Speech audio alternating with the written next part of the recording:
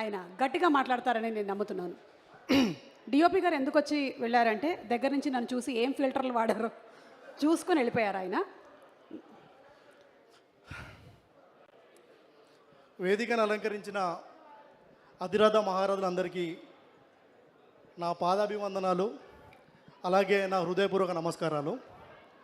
And ఇది నాకు first time మూవీకి రైటర్గా చేయడం. తెలంగాణ స్లాంగ్లో ఈ మూవీకి డైలాగులు రాశాను. సో దేవుడి దయ వల్ల, అలాగే ఆడియన్స్ దయ వల్ల ఇప్పటివరకు అయితే డైలాగులు చాలా అద్భుతంగా, ట్రైలర్ కూడా చాలా అద్భుతంగా ఉన్నాయి. అండ్ కొన్ని అనుకున్నాను, అవన్నీ నేను ప్యారల్గా చెప్పలేకపోవచ్చు, బట్ అటు ఇటు చెప్తాను. ఎందుకంటే వీళ్ళు గెస్ట్లు వస్తున్నారు అన్నప్పుడు నాకు నైట్ ఒక హ్యాపీనెస్, అరే బ్రహ్మానందం గారు వస్తున్నారు, మనోజ్ అన్న వస్తున్నాడు. ఎందుకంటే నేను ఎప్పుడు డైరెక్ట్గా చూడలేదు. సినిమాలు చూసుకుంటూ పెరిగిన వ్యక్తిని, అండ్ ఒక నార్మల్ ఒక మధ్యతరగతి ఫ్యామిలీ నుంచి వచ్చిన వ్యక్తిని. నా మిత్రుడు సోహెల్, నేను ఎక్కడున్నానో, నాకు ఇంట్రెస్ట్ ఉన్నా లేకున్నా ఏదో షార్ట్ ఫిలిమ్స్ తీసుకుంటూ నడుస్తూ ఉన్న నా లైఫ్ని, నువ్వు అక్కడ కాదురా ఇక్కడికి రా అని నన్ను గల్ల పట్టుకొని తీసుకొచ్చి మరీ ఈ సినిమాకి రాయించాడు. నా జన్మకి నేను ఎవరికైనా రుణపడాలంటే సోహెల్కి రుణపడతాను. సోహెల్, చెప్తున్నాను రా, మనం చిన్నప్పటి నుంచి కలిసి తిరిగాం, సినిమా అని ఒక పిచ్చితోటి తిరిగాం. అదే పిచ్చితోటి ఈరోజు ఇక్కడ దాకా వచ్చాం. 100% మన కష్టానికి నష్టపోకుండా స్పష్టంగా హిట్ కొడతాం, అది మాత్రం పక్కా.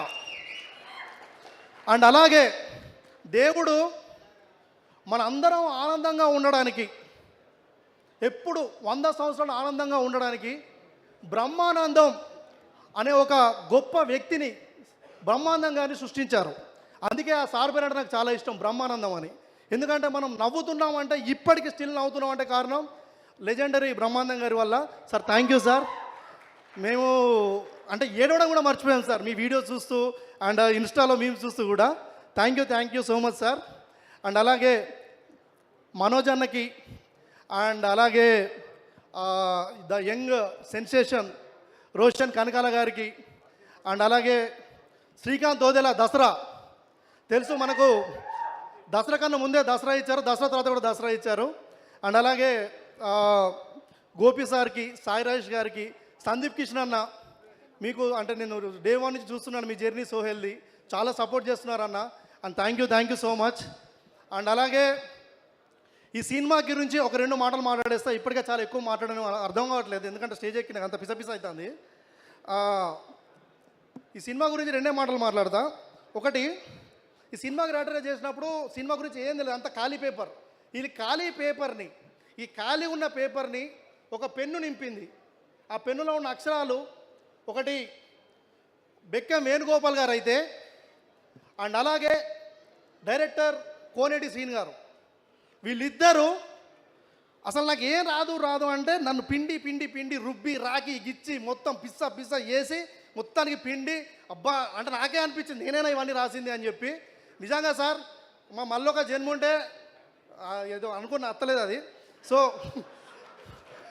సో నిజంగా నాకు లైఫ్ టైం ఇలాగే మీతోటి వర్క్ చేయాలని ఉంది sir. And thank you Shri Koneti గారికి.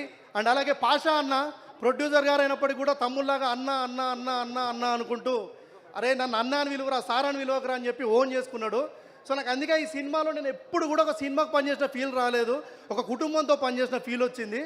And thank you so much. And అలాగే ఇంకెవరైనా మర్చిపోయి ఉంటే, సో అందీప్ అన్న, అండ్ మీరు కూడా, నేను 2-3 సార్లు వచ్చాను, మీ మ్యూజిక్కి ఫ్యాన్ అయిపోయినా అన్న. సినిమాని ఒక షేప్ తీసుకొచ్చారు మీ మ్యూజిక్తో, ఒక బ్యూటీనెస్ తీసుకొచ్చారు. అండ్ శ్రీ కోనేటి గారు, అండ్ అలాగే మేఘలేఖ, నువ్వు కూడా పక్కా తెలుగు అమ్మాయివి, నీతో వర్క్ చేస్తున్నంతసేపు ఒక సిస్టర్తో వర్క్ చేసిన ఫీలింగ్ వచ్చింది. And thank you so much. And నాకు ఈ అవకాశం ఇచ్చిన ఈ బూట్ కట్ బాలరాజు సినిమాకి, అండ్ అలాగే టీమ్కి, అందరికీ thank you so much. February 2 boot cut Balaraju release అవుతుంది. మీ జీతాలతో మా జీవితాలు మార్చండి. ఒకవేళ జీతం రాకపోయినా అప్పు చేసుకొని పోయి మళ్ళీ జీతం వచ్చిన తర్వాత అప్పు కట్టుకోండి. Thank you so much. Thank you Rakesh, thank you. అయితే మొత్తానికి అవుట్పుట్ అయితే మీ దగ్గర నుంచి బాగా తీసుకున్నారన్న విషయం